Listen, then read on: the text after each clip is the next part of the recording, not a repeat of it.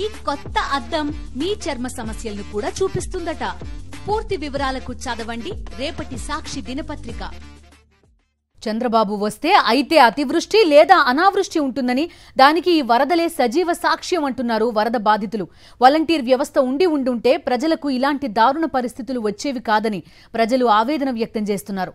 సహాయక చర్యలు అందించడం, బాధితులకు ఆహార పొట్లాలు, పాలు, తాగునీరు అందించడంలో ప్రభుత్వం విఫలమైందని బాధితులు కోపోద్రిక్తులవుతున్నారు. మరింత సమాచారం మా ప్రతినిధి రవీంద్ర అందిస్తారు. ఎఫెక్ట్ కారణంగా 2-3 రోజులుగా పూర్తిగా జలదిగ్బంధంలో చిక్కున్నటువంటి వారంతా కూడా ఈ రోజు ఆహారం కోసం పెద్ద ఎత్తున ఎగబడుతున్నారు. మనం చూస్తున్నాం ప్రభుత్వం నుంచి ఈ రోజు వచ్చినటువంటి ఆహారం కోసం అనేక మంది తీవ్రమైన ఇబ్బందులు పడుతున్నారు. 2 రోజులుగా పిల్ల పాపలతోటి తిండి తిప్పలు లేకుండా, కనీసం మంచినీరు కూడా లేకుండా ఇబ్బంది పడుతున్నటువంటి వారు ఉన్నారు. చంద్రబాబు నాయుడు వచ్చాడు అతివృష్టి లేదా అనావృష్టి ఇలా ఉంటాయి చంద్రబాబు నాయుడు వ్యవహారం. ఇవాళ మా జగన్ అన్నది కట్టిపోతే రెన్యువల్ కట్టించే విజయవాడ మొత్తం నాశనమైపోయేది. ఇవాళ జగన్ అన్న విలువ తెలుస్తుంది, జగన్ అన్న విలువ తెలుస్తుంది.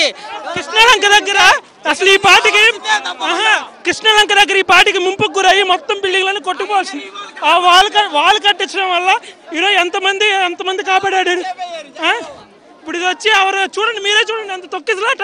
అక్కడ మీరు 2 రోజుల నుంచి ఆ ఫుడ్ కోసం ఎంత ఇబ్బందులు పడ్డారు. అసలు ఫుడ్ లేదన్నా, ఫుడ్ లేదు. ఎవరినైనా అడుగుదామన్నా ఎవరి దగ్గర కనీసం తాగడానికి కూడా వాటర్ ఇవ్వట్లేదు. అటువంటి పరిస్థితి ఎవరికి చెప్పాలి అర్థం అట్లా. పోలీసులను అడిగితేనేమో బోట్లు కూడా పంపించట్లేదు కనీసం. ఇవాళ రెన్యువల్ లేకపోతే విజయవాడ మొత్తం నాశనం అయిపోయేది. ఇవాళ వాలంటీర్ ఉంటే ఇవాళ వాలంటీర్ ప్రతి ఒక్కరు సాయం చేసేవాళ్ళు వాలంటీర్ ఉంటే ఇవాళ వాలంటీర్ లాగా ఉండేసారు. వాలంటీర్ ఉంటే ప్రతి ఒక్కరికి సాయం చేసేవాళ్ళు. ఇవాళ మెయిన్ ఏరియాలోకి అయితేనే 4 వెళ్తున్నారండి, లోపల వరకు అయితే వెళ్ళట్లేదు. లోపల ఉన్నారా బతుకున్నారా లేదో తెలియని పరిస్థితుల్లో ఉంది. ఫోన్ మీకు ఏమైనా ఆహారం ఏమైనా దొరికిందా? ఏం పరిస్థితి లేదండి. లోపల ఉన్న వాళ్ళకి ఏమైనా తీసుకెళ్దాం అంటే కూడా ఏమీ లేదు. వాళ్ళకి ఫోన్లు లేవు, కాంటాక్ట్ అసలు ఏమీ ఇవ్వట్లేదండి. అంటే పడవలు వస్తున్నాయి కానీ మనుషులను తీసుకొస్తున్నారు బయటకు, కానీ ఆహారం కానీ అట్లా. మాలాంటి వాళ్ళం ఏం బస్తా తీసుకెళ్ళి పంచుతున్నాం తప్ప ఏం లేదు. చాలా మంది పిల్లలు ఉండి పునరావాస కేంద్రాలు దగ్గరలో అసలు లేవు. ఇది నుంచి అటు బయటకు వెళ్ళలేకపోతున్నాం అనమాట.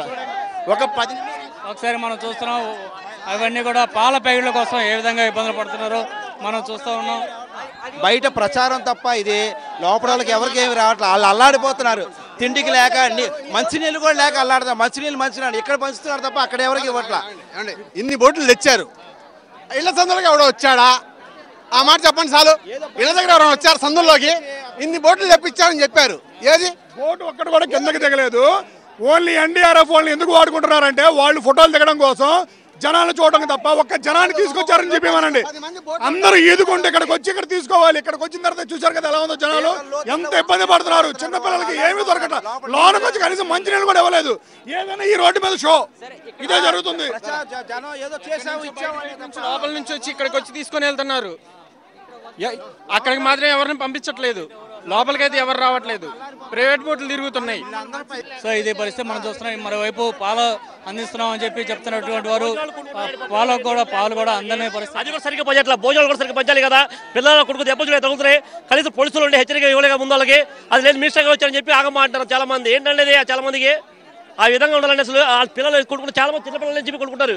భోజనాలు లేక నీళ్లు లేక ఇచ్చే దాంట్లో సరిగ్గా ఇచ్చిన కూడా వాళ్ళు కొడుకున్నారు. ఆ విధంగా ఈ లారీ మీద ఎక్కి ఇదే పరిస్థితి మనం చూస్తున్నాం. ఎవరిని కదిలించినా కూడా తీవ్ర ఆవేదన వ్యక్తం చేసిన పరిస్థితి కనిపిస్తుంది. ఆహారం కానీ ఇటువైపు పాల కోసం రెడీ చేశారు. ఆ పాలది కూడా అందట్లేదు. ఒకసారిగా పెద్ద ఎత్తున అందరూ జనం తరలి రావడంతో అక్కడ పాలు కూడా అందించలేక వారంతా ఇబ్బంది పడుతున్న పరిస్థితి. మొత్తంగా అయితే కనీసం సరైన భోజనం కూడా అందించట్లేదు అనేది వీరు చెప్తున్నమాట. మరోవైపు చూస్తున్నాం హోంమంత్రితో పాటు అచ్చెన్నాయుడు కానీ వీరంతా కూడా పదే తిరుగుతున్నారు, ఫోటోలు తీసుకుంటున్నారే తప్ప కనీసం ప్రజలకు నిజంగా సేవా కార్యక్రమం చేస్తున్నారా, వారికి తిండి మంచినీరు అనేది అందుతుందా లేదా అనేది కూడా వారు సమీక్ష చేయట్లేదు అనేది ఇక్కడ ఉన్నటువంటి బాధితులు తమ ఆగ్రహాన్ని వ్యక్తం చేసిన పరిస్థితి కనిపిస్తుంది. కెమెరా పర్సన్ సాయితో రవీంద్ర రెడ్డి, సాక్షి టీవీ, సింగనగర్, విజయవాడ.